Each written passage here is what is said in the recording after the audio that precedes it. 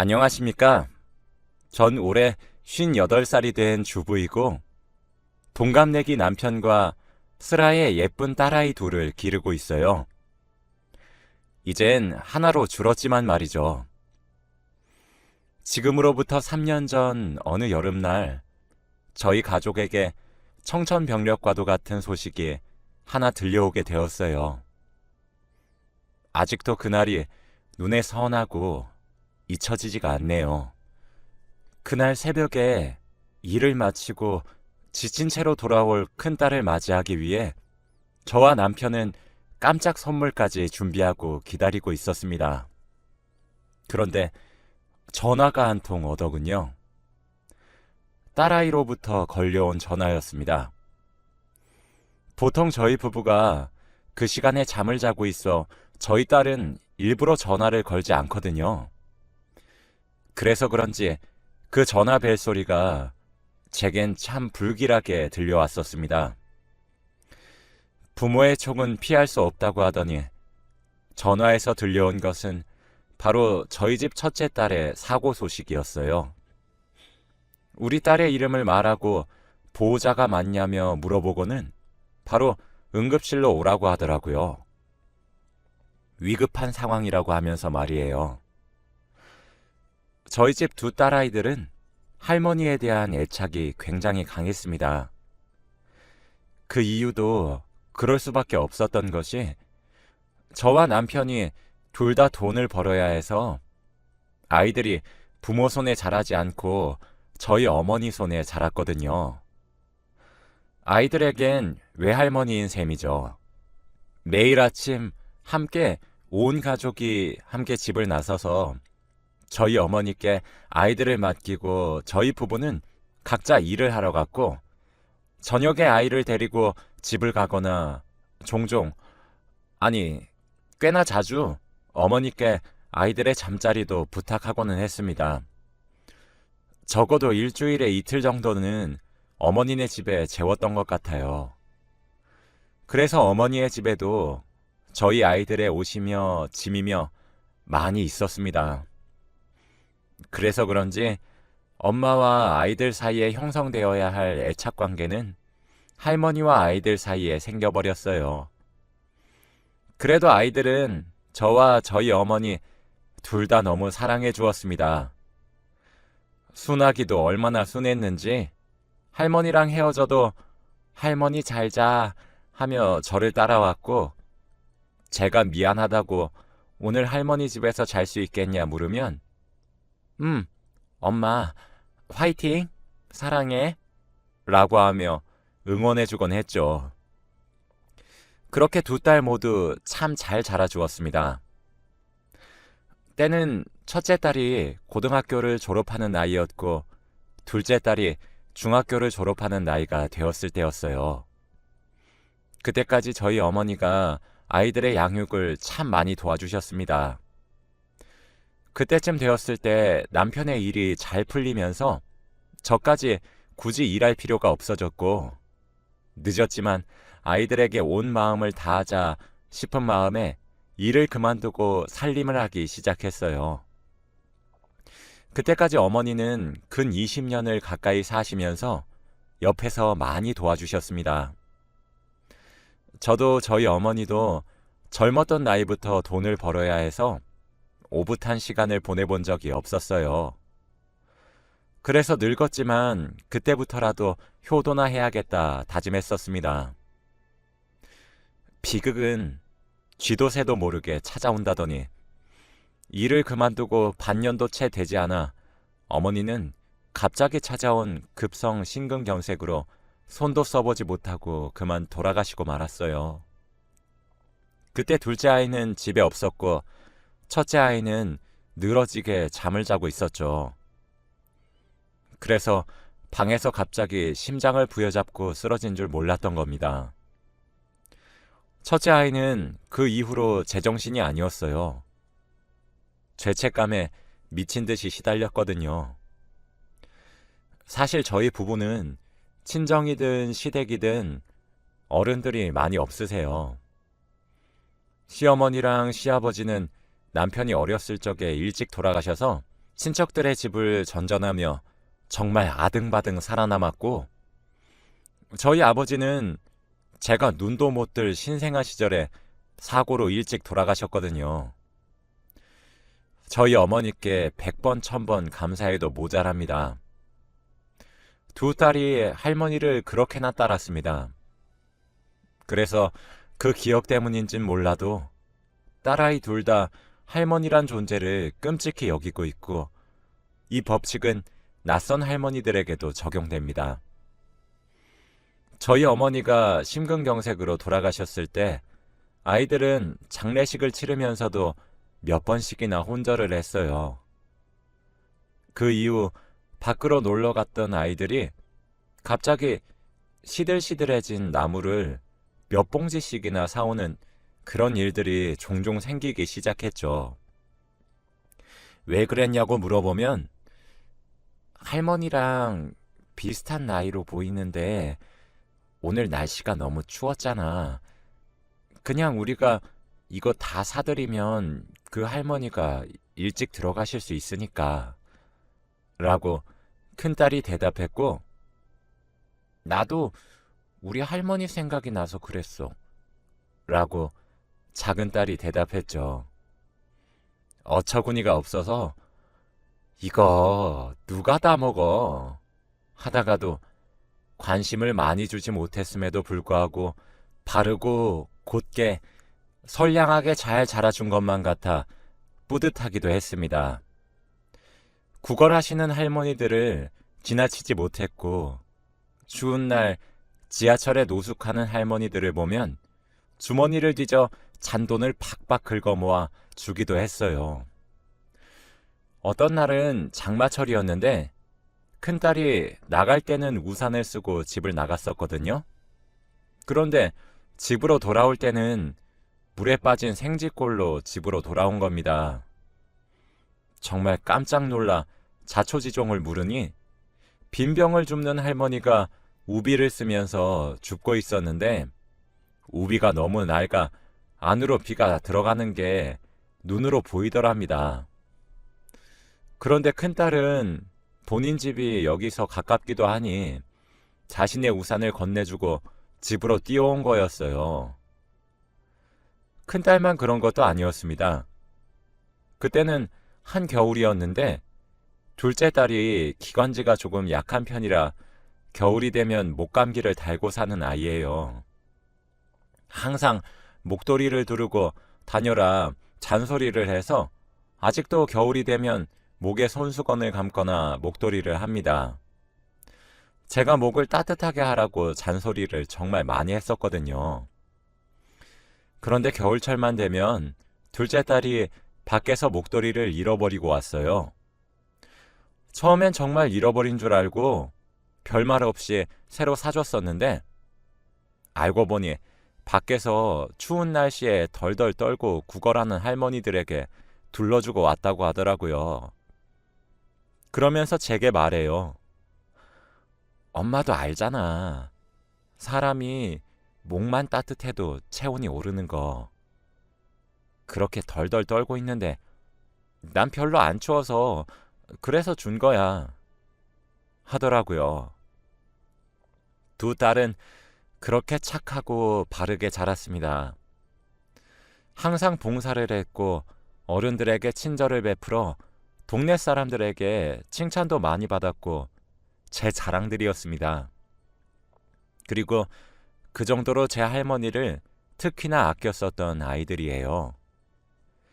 특히 둘째보다 첫째가 함께한 시간이 더 길어 더 애틋하고 죄책감까지 느껴왔기 때문에 더욱 약합니다. 아마 그날도 그래서였을 겁니다. 큰딸은 자신의 꿈은 구급대원이 되고 싶다고 말을 하던 아이였어요.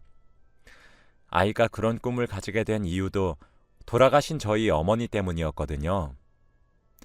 큰딸은 아직도 그날의 죄책감을 많이 가지고 있습니다. 자신이 그날 잠에 들지 않았다면, 응급처치를 할 수 있었다면 하는 그런 생각이요. 그래서 미래의 훌륭한 구급대원이 되어서 적어도 자신의 할머니처럼 죽음의 위기에 처한 사람들 중 몇 명이라도 살리겠다며 최대한 많은 사람들을 살리고 싶다는 포부를 가지고 있는 아이였어요. 그리고 또 하나의 꿈이 있었습니다. 20대가 되고 자신이 번 돈을 사용해 유럽으로 여행을 길게 갔다 오는 것이었죠. 그래서 큰딸은 패스트푸드점에서 야간으로 아르바이트를 하고 있었습니다. 저녁 7시 정도부터 새벽 3시 정도까지 일을 했어요. 그날도 다른 날들과 다를 바 없이 열심히 일을 했을 거예요. 그리고 퇴근을 하고 집으로 돌아오는 길이었을 겁니다. 전 그날에 일어났었던 사고 당시의 영상을 보게 되었습니다. 영상 속에서는 어떤 할머니께서 폐지를 주우시고 계셨더군요. 제 딸들은 매사가 그랬어요. 그런 어르신들을 쉽게 지나치지 못하는 성정을 가지고 있었죠. 그래서 그런지 그날도 큰딸은 그 할머니를 보자마자 바로 뛰어가서 폐지가 담긴 수레의 앞부분을 자신이 끌고 뒷부분은 할머니가 밀고 그러더군요. 그렇게 언덕으로 올라 골목길을 벗어나려던 그때 갑자기 어느 트럭이 한 대 갑작스럽게 나타났고 곧이어 끔찍한 사고가 일어나게 되었습니다. 큰 딸의 몸은 정말 종이장처럼 휙 날아올라 다시 땅속으로 처박혔어요. 할머니는 놀란 심장을 부여잡으며 제 딸에게 다가왔고 자동차 주인은 다급히 어디론가 연락을 하더라고요. 아마 119였던 것 같습니다.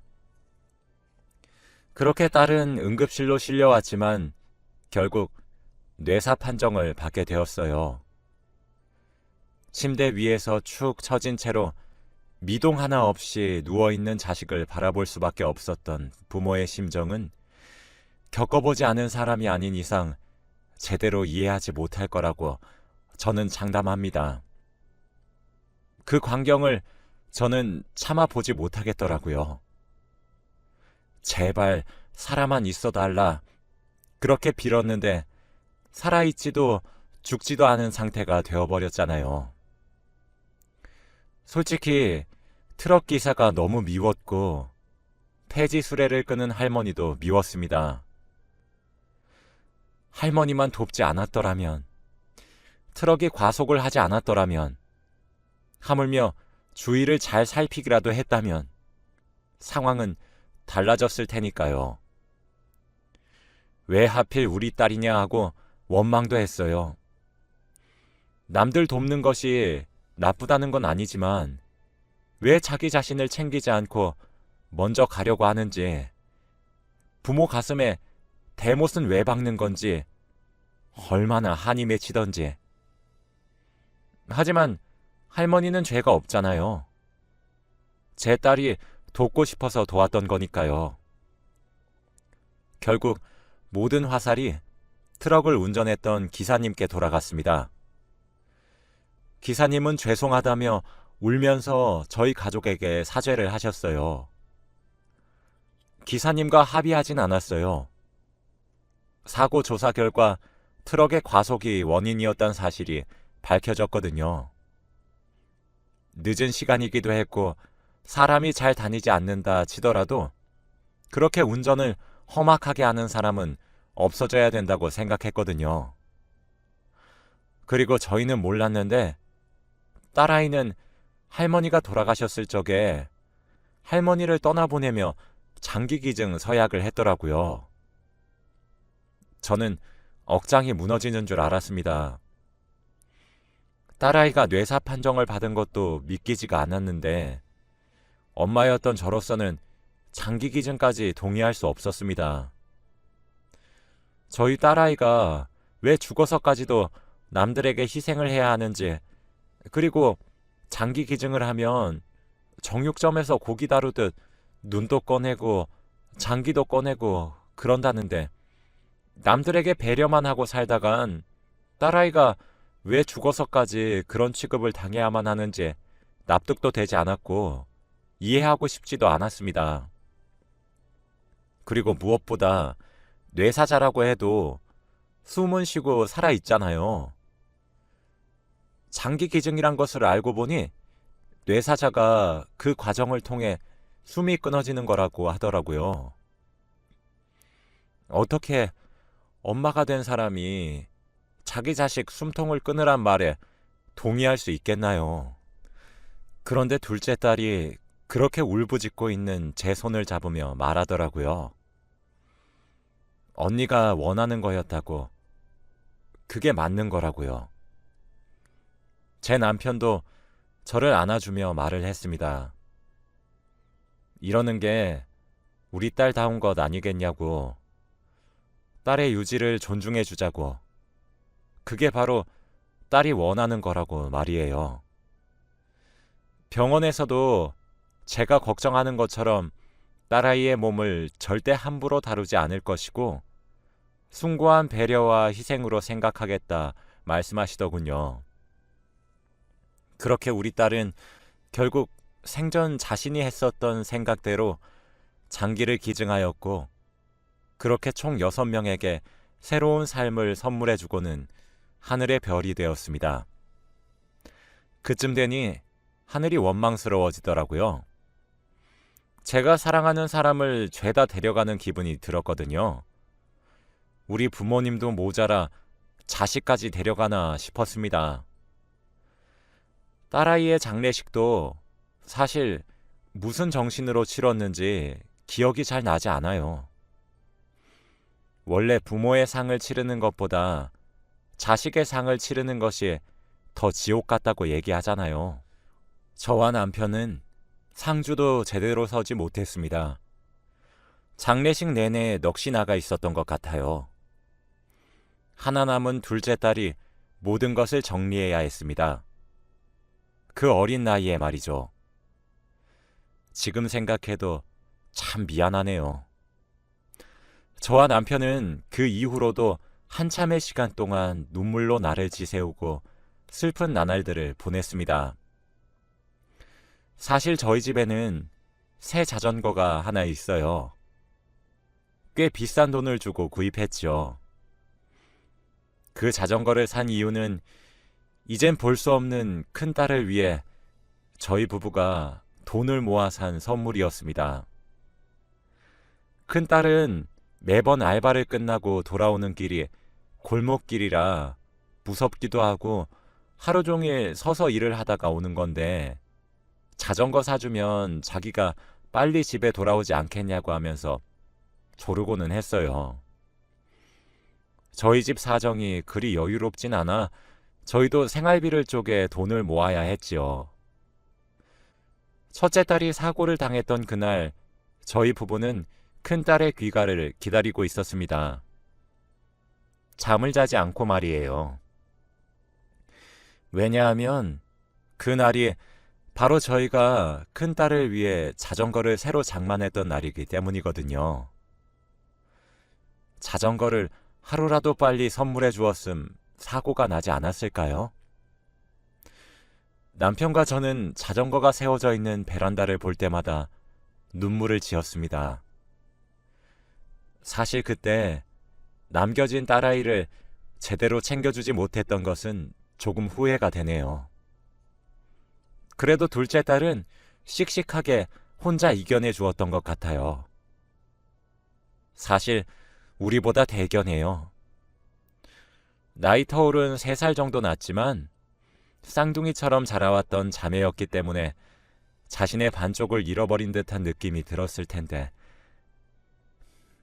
오늘은 저희 딸이 숨을 거둔 지 꼭 3년이 되는 날입니다. 3년의 시간을 보내면서 저도 남편도 그날의 슬픔을 완벽히 잊지는 못했지만 이젠 앞으로의 나날을 보내며 살 수 있을 정도로 슬픔을 극복하긴 했어요. 둘째 딸 덕분이기도 합니다. 둘째 딸은 그 이후로 열심히 공부를 하기 시작했어요. 자신의 전공과 다른 곳으로 대학 편입을 하면서 말이죠. 저희 둘째 딸의 직업이 무엇인지 아시나요? 바로 첫째 딸이 되고 싶어 했던 구급대원이 되었습니다. 사실 저희 부부는 둘째 딸도 슬프겠지만 부모만큼 슬프겠나 하는 생각을 가지고 있었어요. 그런데 우리 둘째 딸은 자신만의 방법으로 자신의 언니를 기리고 있었더라고요. 둘째 딸이 언니의 꿈이었던 구급대원이 된 이유는 간단했습니다. 자신도 언니의 숭고한 희생정신을 담고 싶고 언니가 못다 이룬 꿈을 자신이 대신 이뤄주고 싶다는 이유뿐이었어요. 둘째 딸의 원래 꿈은 소방관이었거든요. 그래서 첫째와 둘째가 동생인 너는 불을 꺼서 사람을 구해내면 언니인 내가 응급처치도 잘하고 병원으로 재빠르게 이송해서 꼭 살려낼게. 우리 같은 곳에서 근무하면 정말 좋겠다. 우린 정말 내노라하는 파트너가 될지도 몰라. 하며 종종 말하곤 했었습니다. 불을 끄는 꿈을 포기한 이유는 저희 때문이었어요. 둘째가 그러더군요. 언니를 잃어버렸을 때 저와 남편이 울부짖고 힘들어했던 모습이 너무 보기가 힘들었다고 말이죠. 그리고 생각했답니다. 소방관 중에서도 구조 분야는 항상 두 사람을 구해야 한대요. 한 사람은 구조를 요청한 사람이고 또 다른 한 사람은 바로 자기 자신이죠. 그리고 제 어머니이자 딸아이의 할머니도 언니도 잃은 저와 남편을 봤을 때 자신도 남들에게 희생하다 죽게 되면 저희 부부를 죽어서도 볼 낯이 없을 것 같았답니다. 자기를 언니처럼 잃게 하고 싶지도 않았다고 해요. 그래서 언니의 꿈이자 사람을 살릴 수 있는 소방관 중에서도 구급대원이 되기로 마음을 먹었었다고 합니다. 저희 집 베란다에 3년째 방치되고 있었던 저희 남편의 눈물 버튼인 자전거는 이제 우리 둘째 딸이 교대 근무를 하면서 그 자전거를 타고 다니고 있습니다. 며칠 전 둘째 딸이 그러더라고요. 심정지 환자를 자신의 손으로 심폐소생술을 해서 살려냈다고 말이에요. 돌아가신 할머니가 너무 생각났다고 합니다. 그때 자신이 이걸 배웠으면 달라졌겠지 하며 아쉬움을 표현하고 할머니를 그리워하다가도 자기 손으로 죽었던 심장이 다시 뛰어서 살게 되는 걸 목격했을 때 얼마나 짜릿하고 뿌듯했는지 아냐며 자랑스러워하는 표정을 지으면서 제게 조잘조잘 말을 하는데 참 기특하면서도 만감이 교차하는 기분이 들더라고요. 사실 화재 현장이든 응급 현장이든 둘째 딸이 받게 될 트라우마가 많이 걱정이 되었었는데 둘째 딸아이를 보면 괜찮다는 생각이 들어 마음이 놓이는 것도 있었습니다. 큰딸을 잃어버리고 항상 둘째 딸에게 입에 침이 마르도록 말을 했어요. 어딜 가든 네 몸 먼저 챙겨달라고 말이에요. 이기적인 발언이라고 들리실진 모르겠지만 전 세상 그 누구보다 남겨진 우리 딸이 제일 소중하거든요. 그럴 때마다 당연하지. 엄마, 나 믿고 있지? 라며 환하게 딸이 웃어주었습니다. 첫째도 둘째도 딸내미 둘 모두 제 손을 많이 타지도 않았는데 누굴 닮아서 어쩜 저리 항상 기특하고 예쁘게 자랄 수 있었던 건지 감동적이더라고요. 그런 딸을 보면서 저도 일상으로 점점 돌아오려고 노력하고 있어요. 아이를 잃은 이후 제 삶은 피폐해질 대로 피폐해졌었는데 남은 아이를 위해서라도 제가 일어서야 될 것 같습니다. 그래서 저희는 다음 달에 이사를 가요.